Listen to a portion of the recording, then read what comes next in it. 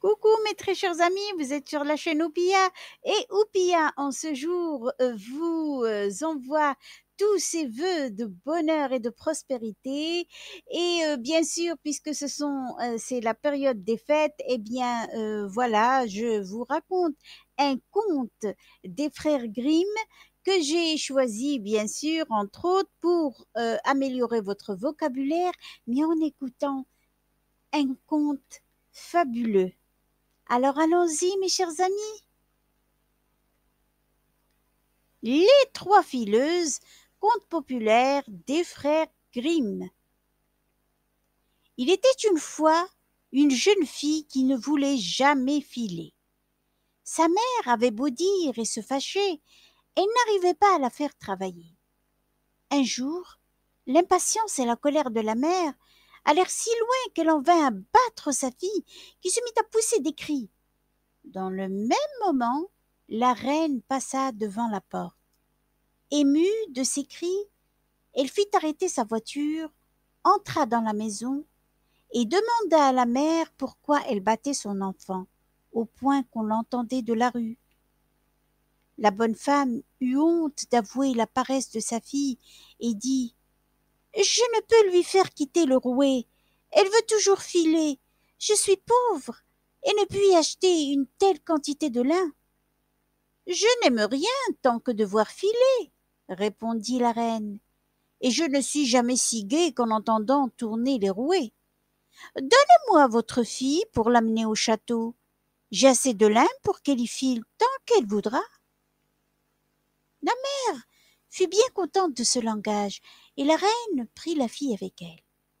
Dès qu'elles furent arrivées au château, la reine conduisit la jeune fille dans 3 chambres, toutes remplies du haut en bas de lin magnifique.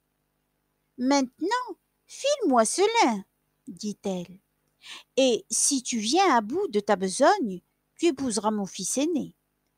Quoique tu sois pauvre, je n'y regarderai pas de si près, car ton activité incessante est une assez belle dot.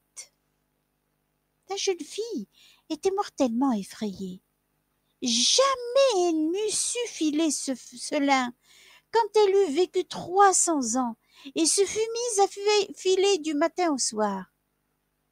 Lorsqu'elle fut seule, elle se prit à pleurer et resta ainsi 3 jours sans remuer la main. Le 3e jour, la reine revint, et voyant que rien n'était filé encore, elle parut bien étonnée. Mais la jeune fille s'excusa sur la tristesse qu'elle éprouvait d'avoir quitté la maison de sa mère. La reine n'y trouva rien à redire. Seulement en sortant, elle dit « Il faut pourtant que demain tu te mettes à la besogne. » Lorsque la jeune fille fut seule de nouveau, ne sachant où trouver aide ni conseil dans sa tristesse, elle se mit à la fenêtre. Alors, elle vit venir 3 femmes, dont la première avait un gros pied large, l'autre une lèvre si épaisse qu'elle lui pendait jusqu'au menton, et la troisième un pouce plat. Quand elles furent au-dessous, de la fenêtre, elles s'arrêtèrent, regardèrent en haut et demandèrent à la jeune fille ce qu'elle avait. Elle leur raconta ses tourments. Les 3 inconnus lui proposèrent de l'aider et lui dirent « Veux-tu nous inviter à ta noce, ne pas être honteuse de nous, nous appeler tes cousines et nous placer à table avec toi? Nous te filerons ce lin et en peu de temps. » « De tout mon cœur, répliqua-t-elle, entrez seulement et commencez tout de suite votre tâche. » Elle fit donc entrer ces 3 femmes étranges, puis elle leur ménagea une niche dans le lin de la première chambre, où elles s'assirent pour filer. L'une tirait le fil et faisait aller le rouet, la seconde mouillait le fil, la troisième le tordait et frappait la table avec son doigt. Et chaque fois qu'elle frappait, un écheveau du fil le plus fin tombait à terre. La jeune fille cachait les 3 fileuses à la reine et lui montrait à chaque visite la masse de lin filet qui s'élevait si bien que celle-ci ne trouvait pas assez de compliments pour elle. La première chambre épuisée, on attaqua la seconde, puis la troisième, qui fut bientôt vide aussi. Alors, les trois femmes prirent congé de la jeune fille en lui disant « N'oublie pas ce que tu nous as promis, ce sera le gage de ton bonheur. » Quand la jeune fille eut montré à la reine les chambres vides et l'amas de lait filé, ce fut vite fait d'arranger la noce. Et le fiancé, ravi d'avoir une femme si habile et si active, lui en fit ses compliments. « J'ai 3 cousines, dit la jeune fille, et comme elles m'ont obligée, je ne voudrais pas les oublier dans mon bonheur.